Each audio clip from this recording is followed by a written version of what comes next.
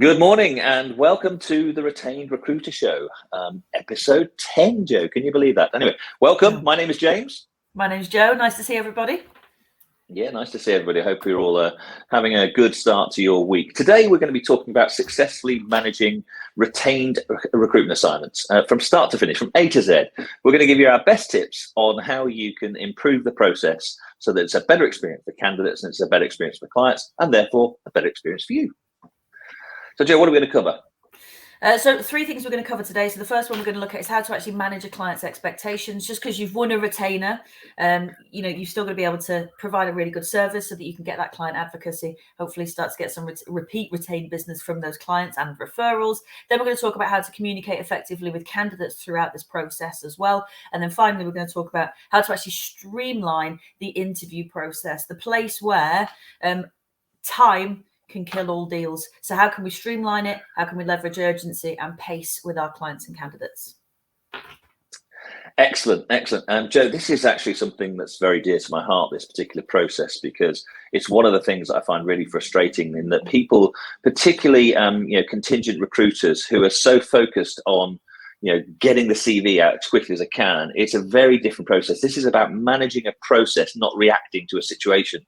And that situation is often a CV just lands on your desk and it's, oh my God, if I don't get it over to the client immediately, something bad is going to happen. Somebody else is going to put it forward. So really, what we're focusing on today is helping people understand how to manage a retained recruitment assignment. And my first tip, it really comes back to your sales proposal or your sales pitch.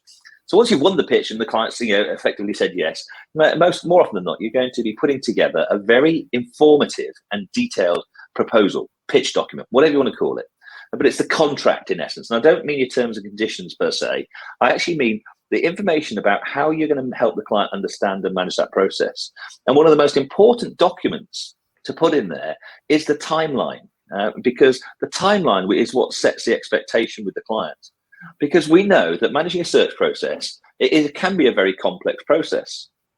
So it's really important that what you do is you share with the client what the intended timeline is. So here we are today. It's the 29th of March for those of you who are looking at your calendars. Yes, it's the 29th of March. Wow. And if you just want an assignment today, what's the expectation of the client about when they want somebody to start? So you've got to work backwards. So this is all part to do with strategic hiring as well, not reactive hiring to a situation, even though that those things happen. It's about saying to the client, when do you want somebody to start? And so, if you talk to somebody today, say, well, as soon as possible. Well, let's put a definition on what is as soon as possible. So let's just talk about what the process is. How long does it take you to do your market mapping? How long does it take you to search for candidates? And that doesn't just mean database searching, of course. It can mean headhunting, further detailing of candidates to find those both active and passive candidates who are going to submit. That can take 2 to 4 weeks. Now you'll have your own criteria on that. But don't set yourself up for 4 and say I can do it in 2 to 4 days when we know how hard it is at the moment to encourage candidates out of that process. So I'm going to stretch this out. So 2 to 4 weeks means that for you to deliver this project, well, you're going to be delivering your shortlist in 4 weeks' time. Now, just using simple numbers or months' time, that's going to be something like the 25th of April. The 25th of April, which happened, and by the way, we've got Easter in the way there as well, and things like that can always throw that out of kilter. So you're going to be saying to your client today, your first interview is going to be week commencing 25th of April. I made that up that day right, but you'll get the idea here. So that's when you do your first interviews. And the first thing to say to your client is, who's involved in the interview process? And they're going to inevitably tell you that there are multiple people involved. And you say, okay, are they available that week? Just checking there's no holidays and whatever. And I've just mentioned Easter there. So, Easter this year falls around about 17th or 18th of April, something like that. So that's going to be a bit of a strange week. But that week commences the 25th of April, who's available? So, well, there's 2 of us going to be doing the first interviews. Well, okay, set the availability. Let's put it in stone now. That's when the first interviews are. Now, that's a really first important point for you. Because once you've got the first interviews lined up in terms of when they're going to be, it's a really important part because you've got 4 weeks to fill your time slot, so to speak, with the client. But you can also, it's an important tip for managing the candidate in a moment, because you're going to see some candidates in the next couple of days or next week, and you're going to see some candidates in 3 weeks' time. But you can manage them to understand what it means. So you've got the first interviews, a week commencing the 25th of April. You then go into the week commencing the 2nd of May when the client says, can I do my second interview? So, okay, well, yeah, who's involved there? Make sure the CEO or whoever's involved is going to be around to do those interviews. And how quickly can you get an offer out? Well, we can do it quickly. Okay, so maybe get the offer out the 9th of May. It might take a week, commencing 9th of May. It might take a week. So we might, if we're lucky, get an offer out by the middle of May. Now, unless the candidate's available, they're going to be on somewhere between 1 and 3 months. Could be 1 and 6 months. So realistically, with a bit of holiday, if you're offering that at the middle of May, at best, you can be having somebody starting on the 1st of July. Joe, what's the date? It's the 29th of March. Really? Does it really take that long? Now, obviously, people are going to say and continue to say, I can get your CVs on the desk tomorrow, do that. That's a different process. You're not managing that process, you're reacting to a situation. So we need to put those things in place for people. So the timeline, Joe, is one of the most important factors that you can set out with the client in terms of expectations. And that's my little, have a go. You can say something now, Joe. We've got like the talking stick today. We're being very compliant, aren't we? We're not yelling over each other like we normally do, and that's because we're not on our soapboxes yet. But we'll get there. It's normally about minute 14, isn't it, when we're revving up to this? Yeah. I love the. Do you know what? I love the point that you said about the sales proposal or the recruitment partnership proposal, whatever it is. How many of us, once we've won a piece of work with a client, send that out? We'll probably send terms and conditions out with the first time that we work with them, but we need to be sending something out every single time you pick up a new campaign or a new assignment with a client. So we call them campaigns, but there's a reason for that, because a campaign has an end date. It has an end date in mind, like a project. Call it project. This is about project management, isn't it, James? It's about, okay, what do we want the end result to be? When do we envisage that end result being? And then what are all the component stages, all the fundamental elements of this that we need to put in place with you, Mr. Client, in order for that to happen? So yes, we're starting off with this kickoff meeting that we're having today, but all of the stages of the process that are going to get this to the end. And of course, like you said, sometimes it might overrun by a week or so, but having all of that into a document.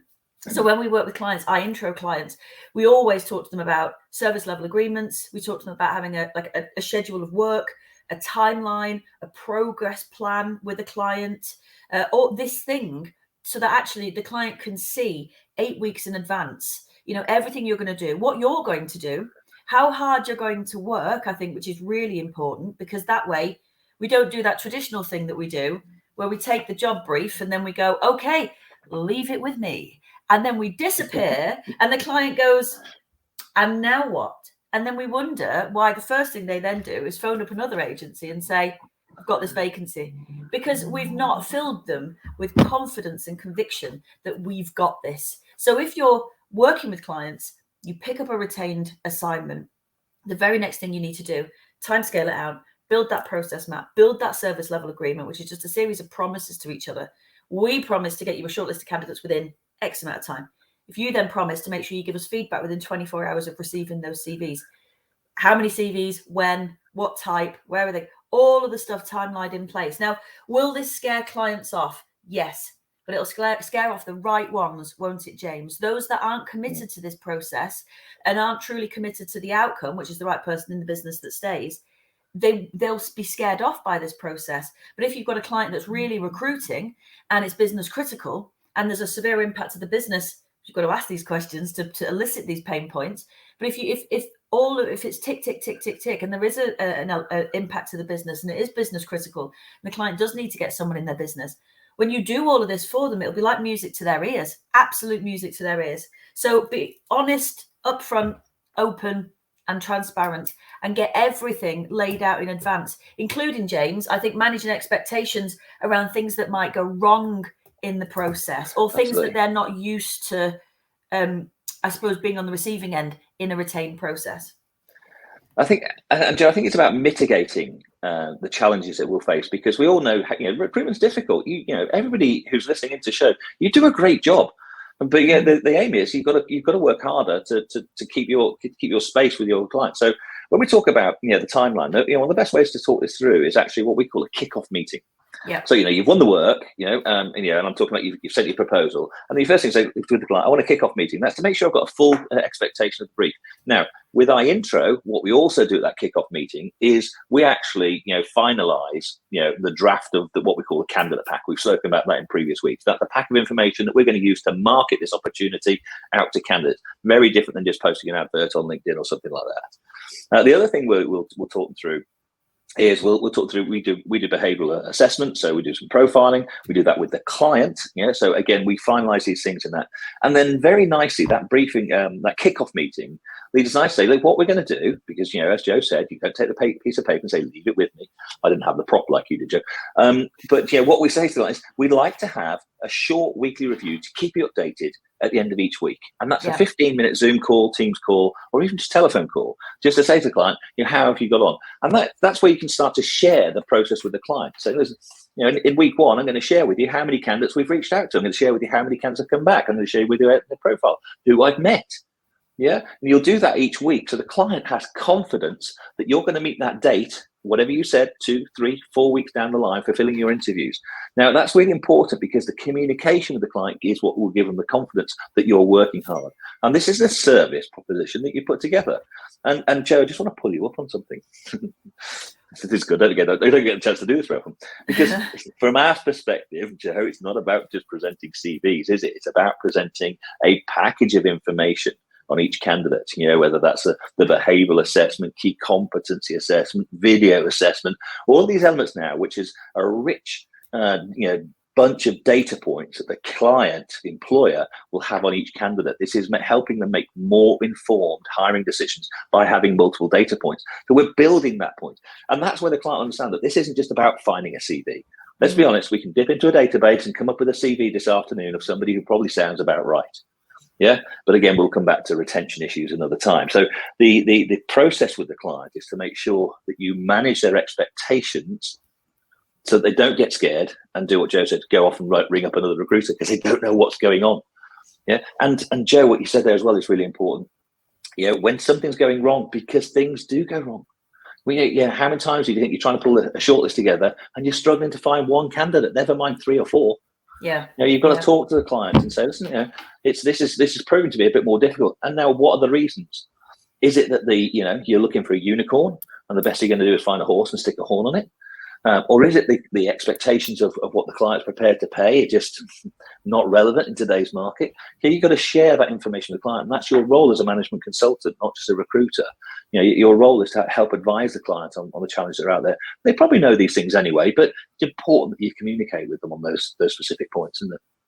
Yeah, definitely. I mean, a lot of clients will, they'll know what they want, or they'll think they know what they want in the business. They won't necessarily know the best ways to go about getting it, or they won't know if what they're wanting is available. So that's our job. Our job is to show them the market, talk them through the market, talk them what's available, talk them through what's available, and then talk them through the process by which they're going to get the best people in the business who are happy and who perform at a high level and therefore stay. And it's going to take a little bit more work up front, and you have to bring in much more objective and scientific methods of assessing it. It can't just all be about the job brief, which essentially it literally is 2 pages of A4. We may as well just sling it in the bin to a certain degree, because actually, where has that job brief come from either?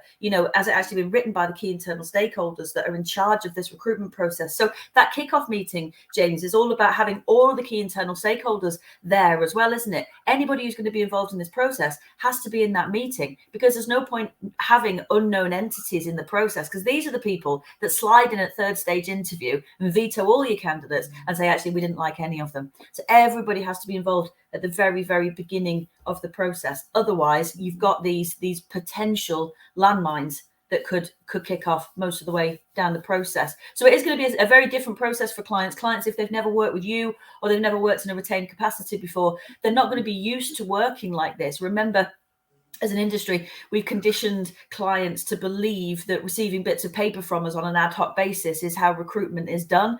And your job now is to recondition them into a different way of working. So do expect a little bit of pushback, expect clients to feel slightly uncomfortable. So you have to always have brutal transparency, and always making sure you're explaining the clear benefits to the client of a bit more investment upfront of time and effort will mean that you'll interview less people, but the people that you interview will be of a higher level. You'll want to take more than one on probably, but the one you take on will stay for longer. So upfront effort and time investment versus that long-term time and cost implication of bringing the wrong people on, which I think kind of brings us nicely into the subject of the candidates as well, because actually your candidate process, here's the soapbox. I think it's just been slid into view for me now. Here's the soapbox. So I know that you think the exact same thing here.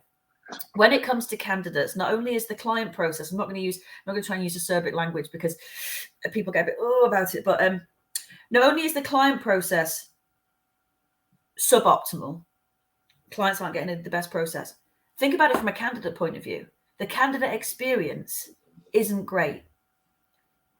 I won't use any other words than that, but it isn't great, because if you're working in a transactional contingent basis, you're normally working multiple vacancies. You don't have the time or the luxury or the resources to invest that time in a very bespoke one-to-one service with your candidates. Like you said, James, it's kind of a fastest finger first situation. So when it comes to communicating effectively with candidates, when you're working on a retainer, you give yourself the luxury of time and resource to be able to do that. But I would advise anybody to have a think about their candidate experience as it is now. Is it an optimal experience for a candidate? Is it open? Is it honest? Is it transparent? Is there consistent communication? Is there objective scientific ways of candidates assessing whether the job's right for them and the opportunity is right for them? Yeah. And then do we manage that candidate through the process? Or do we just push and pull them in a transactional way to try and get them to send their CV, go for the interview, go for the second interview, get the job? Again, it's a very, can't really see past the end of your nose type transactional style with candidates. Now, I personally think that's fundamentally broken. I think that our candidate experience as an industry is also something we need to really, really look at. Wow. Step down.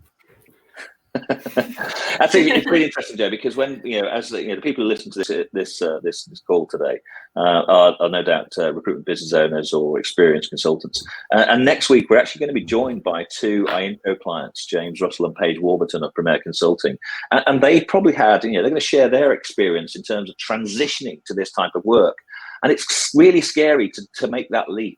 Because you have the fear of, it's a bit of the fear of the unknown. And also, when you're really comfortable going through the typical traditional contingent recruitment process that we've all been brought up on, it's scary to step out from that.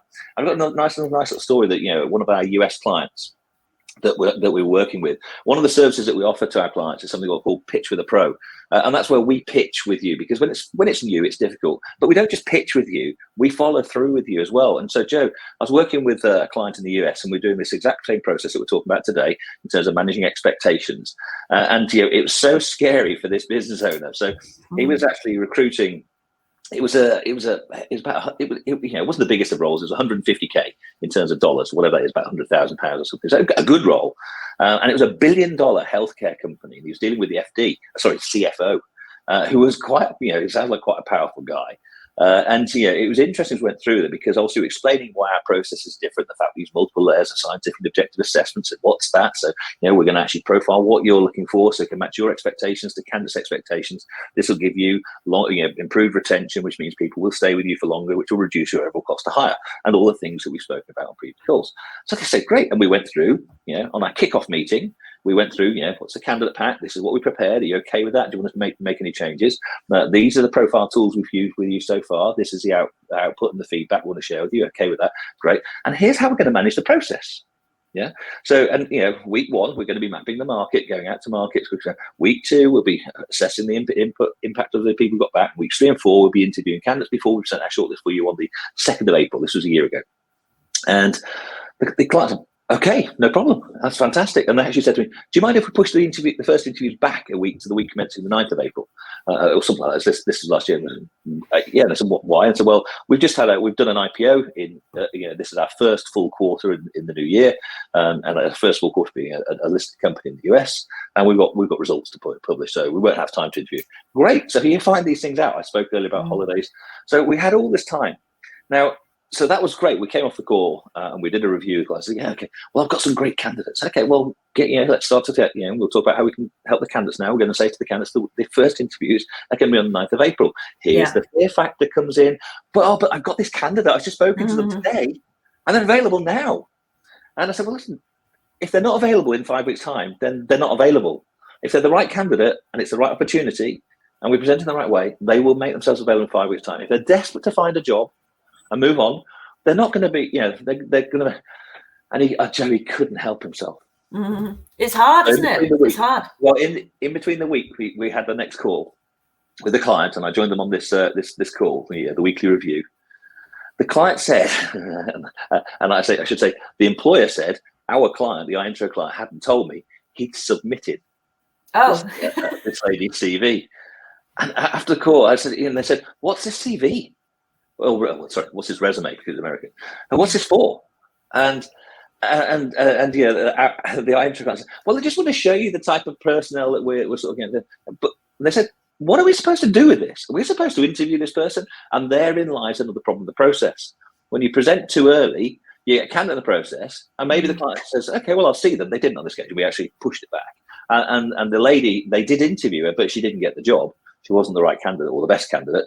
But she, the immediate reaction of a contingent recruiter, "But she's available now. I want to place her. It's really good, and I want to help her," which was good of him. But he was playing with a different process. He was trying to mix in a contingent process, because what happens then if the client interviews somebody early, they say, "Well, who do I compare it with? Have you got anybody else?" Yeah. And then the candidate say, "Well, what's happening?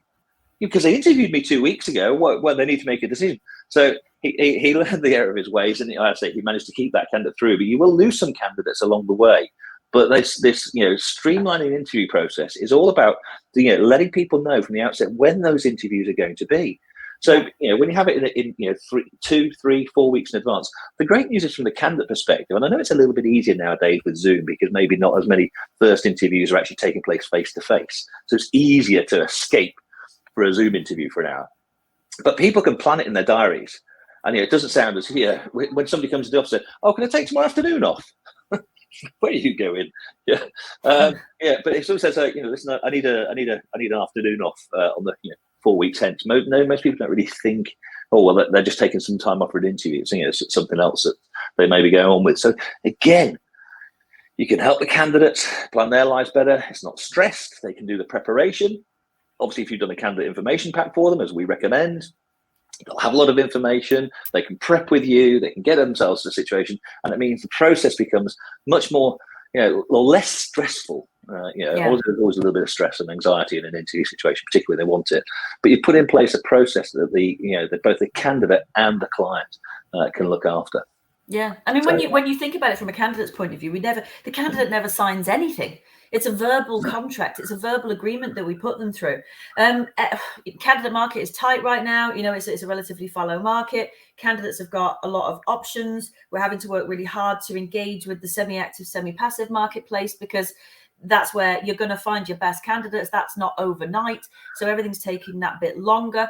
We're having to really dig deep and engage with candidates in a better way. This is a prime opportunity to have a look at your candidate experience, the candidate journey, and look, okay, what else could I put in place for my candidate journey? So the candidate pack, for example, which, like you said, it sells the opportunity. It sells the opportunity in the right way.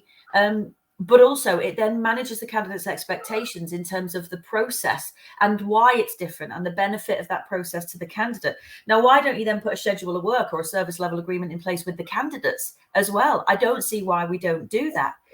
Time scale it with the candidates. You're absolutely right, James. Once you've got all of this information laid out, all of the stages, most of the dates, if not the week commencings, you've got really good level of information.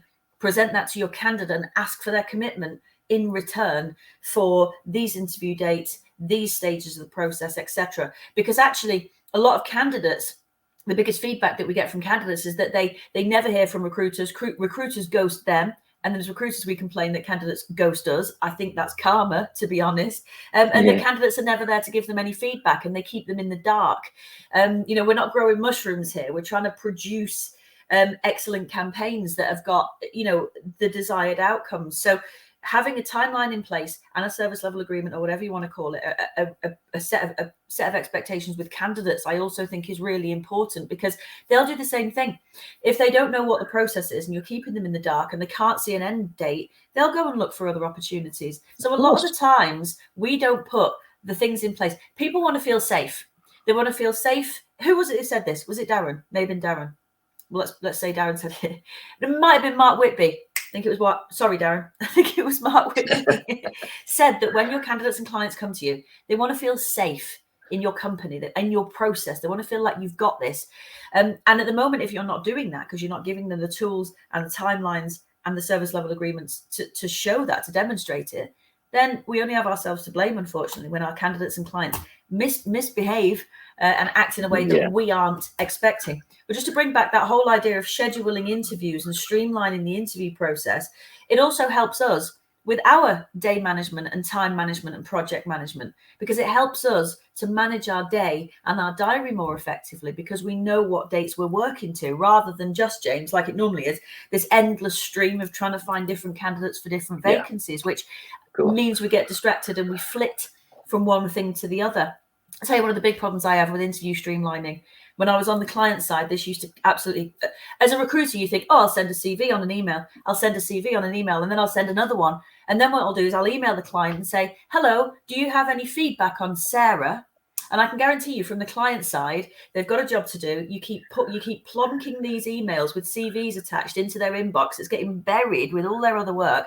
And then you just randomly appear with a question. Do you have any feedback on Sarah? I can guarantee the client probably doesn't even have a clue who Sarah is. They've got to troll through their emails to find your CVs. Then you've got this string of emails trying to confirm interviews. How annoying is that? It's actually counterproductive for a client. It takes them longer, and it's faff, and it's not a streamlined process, not like what we have, of course, with our interview scheduler.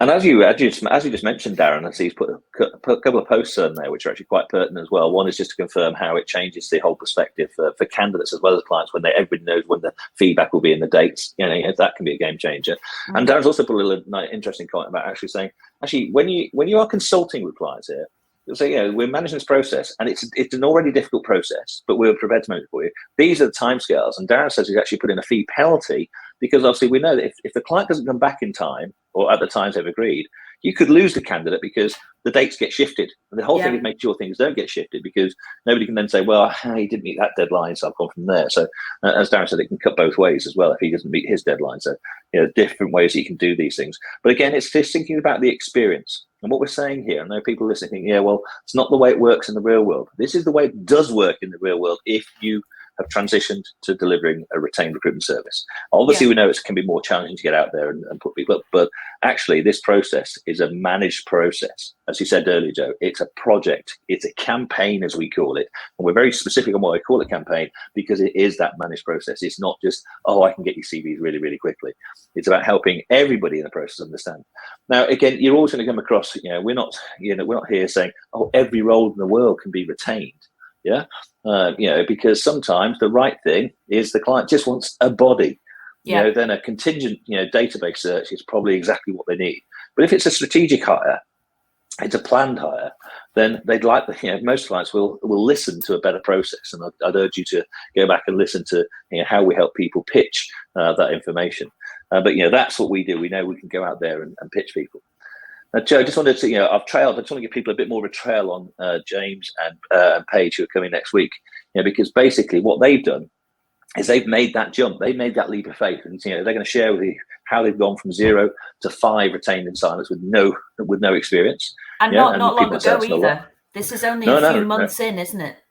Absolutely, and they had to take a leap of faith, because the other thing is, why do people want to transition to retained recruitment? Well, hopefully you can charge your fees, and we can talk about defend to extend, but you can charge better fees. And they've created a 6% jump in their fees. Now, that's not 6%; that's 6 percentage points. That's like going from 15 to 21 or 20 to 26, and they'll share that and what the impact that has on their average fee, as well as then the difference retained work has on team morale. Versus contingency assignments, because some of the work you said, Joe, where you rush in, your day is frenetic, it's all that type of thing. And again, the impact on repositioning your brand with the clients and what they can do. So the James and Paige will be with us next week, so you can come and listen to them, because we like to get people who've helped, we like to help you listen to people who really, have made that journey as well, because it might be something you're thinking, I'm not sure I could do that. Well, listen to somebody who's done it. Because we like to say, if you want to get from A to B, then it's best to speak to the man at point B. And so Paige and James, they'll actually sort of share that with us. So hopefully you can join us next week as well. That's just a little trail there for next week.